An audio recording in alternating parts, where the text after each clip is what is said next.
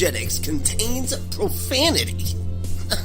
Believe it or not, it does. It contains a lot of profanity. It's crazy. I don't even know. Yeah, I hope you like it. I mean, I hope you, don't like it, I just think it's okay, and, it doesn't bother you. But, enjoy! Hello and welcome to Unapologetics, the unapologetic progressive skeptic's response to the fucking internet. I'm Brently, and here with me is my girlfriend Nikki. Hello. Hey. And, it's been a little bit. Yes, exactly. Well, before we start, let me just say, it has come to our attention that we never talk about the fact that we're in an interracial relationship, and we should probably, preface that before every episode, because I definitely liberally drop the N-word sometimes. But yeah, in case it's not clear, I am a full-on black lady. Yeah. And I'm a white guy. Yes, so. you are. You are a white guy. We definitely, we get a lot of stares in public.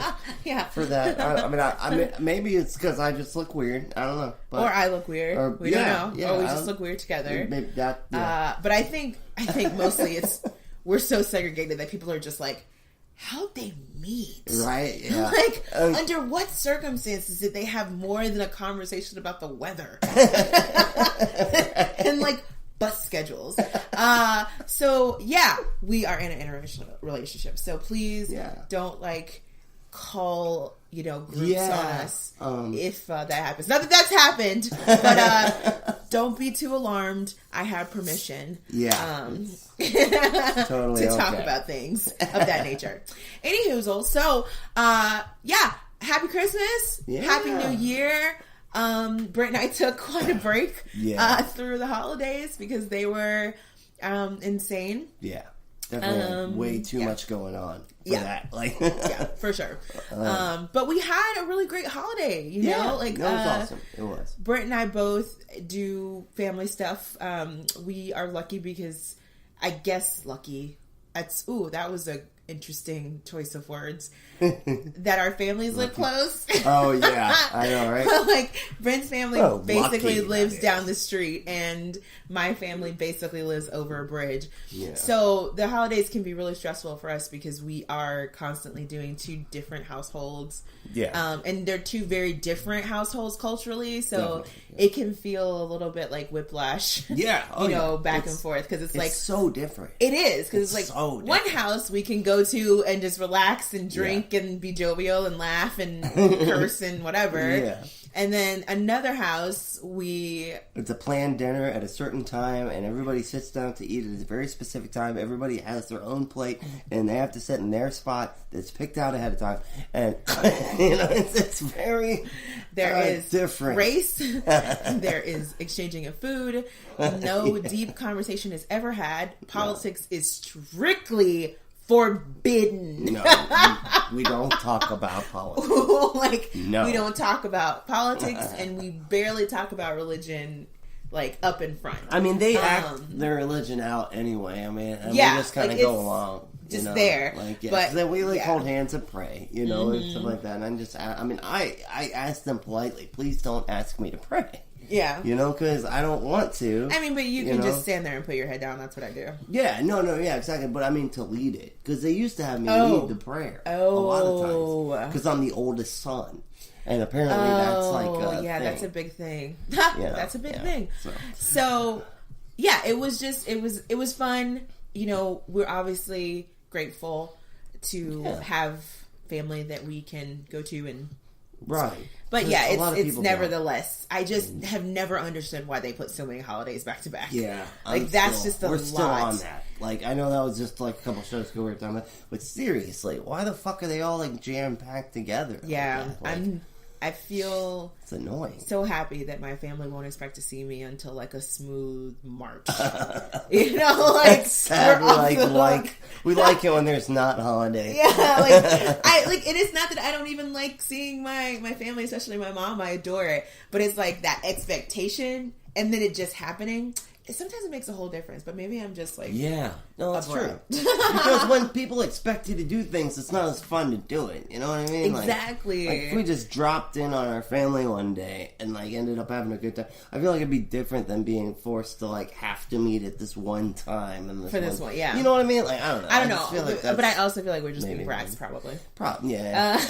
But anyway, we of course hope that you had an amazing holiday. Yeah, whether it definitely. was alone or with tons of family and friends.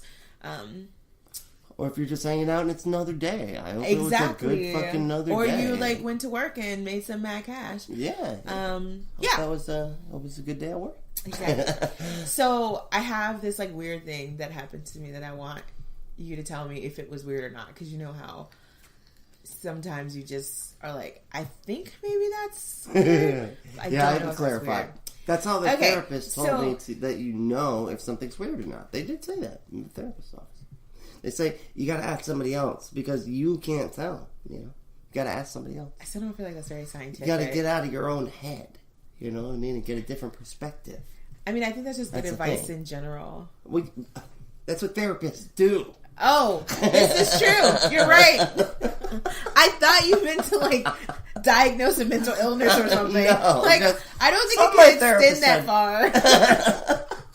My bad. By the way, we might sound a little punch drunk because we've been drinking. We're a bit punch drunk. We went to Trader Joe's today and we bought giant bottles of beer. It's called La Fin du Monde. It's a Belgian style triple ale. Yes, my French is fucking terrible, obviously. Wait, La Fin du Monde. Oh yeah, nailed it. Like that? Nailed it. That was it. Nailed it. I feel like that was so it's a Belgian style triple ale, and of course what we not ale. I'm Southern. Ale.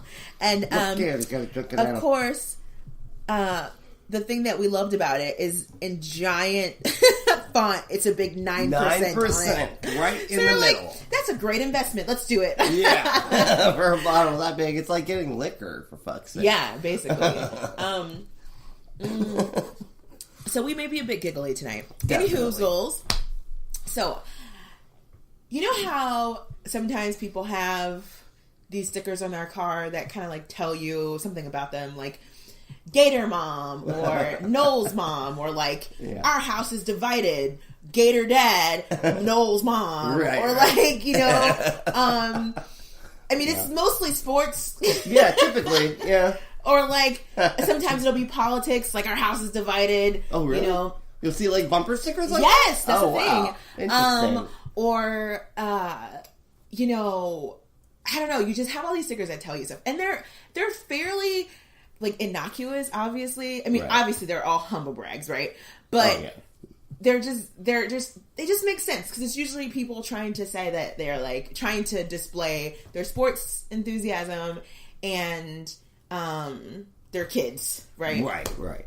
Which is like, makes sense. Like, my kid was student of the month or whatever. Right, you know what I mean? yeah. So I was coming out of work and I'm walking and I see this like blue sticker on this woman's car and it looks pretty. It's like a pretty blue. So of course my face is like, I gotta see what that is.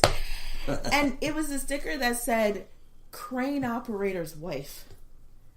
And it had a picture of a crane operator. A crane operator? Like a crane and a man and a crane okay. operating a crane. Because it just shows a guy and we're supposed to know he's a crane operator. I just thought that was so oddly specific. That it is. Then I started having so many questions about how she came to have this sticker. Because to me, of all of my identities, like, your job title and me, like, doesn't go together at all. What does that mean? Like, who cares? That has nothing to do with anything. No. But then it's like, so now there's this curiosity in me of like how many industries, like how many super specific industries exist that manufacture stickers, car decals that say, you know, like dump truck operator's wife, or, you know, like jackhammer's operator's husband or whatever. Like, how deep does this well go? Oh, maybe it was give your sticker a wife of what your job is day at work. I mean, that is the thing. That has But it just floored me because I was like, it's one of those moments when you realize how little you actually know about the world. Right. You know what I mean? Because Yeah. it's like, so many things make sense, but that just, I didn't see coming. No. Yeah, that's fucking, wow. That's... So... I mean, if it was something like, brain surgeon, or something, you know what I mean? Like, something where I feel like that like, would be a bit more, right? You know what I mean? Like, because it's like, I'd save this lives. person, exactly. You Because know, the thing is, the whole point of like saying I went to such and such law school, or at least it used to be. Now everybody can be a fucking lawyer, but like in such and state of Florida, we have like so many fucking lawyers here. Right. But or like my kid goes to Harvard or this medical school, or I'm it's meant to denote like an achievement, and not saying that becoming a crane operator isn't an achievement. No. I feel like it's like it's more of like it's a certification program. Yeah, right. Like that's did my 8 years. Yeah, got a fucking crane certificate, bitches. It seems odd to me, I guess, and so now you come to this realization that there's this like, not only do doctors have this, because we're so insulated in professional cultures. Like, we've had all these TV shows about lawyers and doctors, and like, fuck, we've even had them about like public servants and Parks and Recreation, fucking paper salesmen, and like, like every type of corporation you can think of, and like teachers, but we really don't get any... Not much in the crane industry. No, like construction in general, like...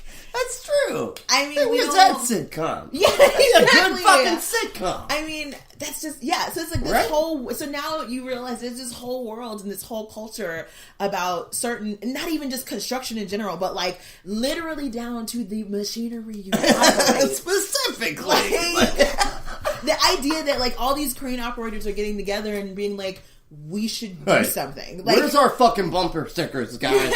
Sir, this is a serious issue. We need our Tony, I'm talking to you. Get the fuck over here. We're talking about this. Yeah. So, anyway, didn't see that coming. So, on to headlines. Unapologetics. Headlines. Something else we didn't see coming. The government shut down. For a long fucking time, For too. a long I think we're coming up. I mean, if it's still shut down, by the time this episode comes out, I'm pretty sure we're going to be in the longest shutdown we've ever had. I think so. If that's correct. Yeah. Because it was, 3.5 weeks was the longest? Yeah. So... Yeah, I think by this Wednesday, when another crazy Republican was having a fucking tirade. Who was it? What Newt was Gingrich? Nuh-uh. Yeah. Really? Mm-hmm. Oh my god! Over what? Do you know? Do you remember? Oh, I think it's welfare. Over welfare. I think it was over welfare. That makes sense because it's got to be something to hurt people that are. Yeah, I'm pretty sure it was over that. I think welfare reform or something like that. So we are in a government shutdown, and I wanted to, so I kind of crafted our sort of headline discussion to sort of center around a conversation on masculinity. Right. And here's, catch me on my wave here. Okay. So this week, the APA, which is the American Psychological Association. So basically, I didn't know that. Bunch of psychologists. Until just now. I know that now. I'll remember. Now, be careful, because I'm sure APA can mean a lot of other things, too. Like, I'm pretty sure there's some other organizations. That's not possible, okay? Like, it means one thing, and that's it. That's it. Forever and always, it can only mean this very one thing. But anyway, so this week, they sort of got a walloping because they issued new guidelines. And a part of those guidelines were saying that, the La Fin du Monde is very good, but definitely causes a lot of burping. Get a lot of this stuff in the throat. You got a lot of throat action. Yeah, I think it may be the bottle. I don't know. But yeah, you get it could be because it's like you get a big. It's like a quart bottle. Yeah, it's delicious though. Like it is delicious. Definitely. Excellent. Please don't drop this one. I will try. I will do my best. Just put the good vibes in the universe so the secret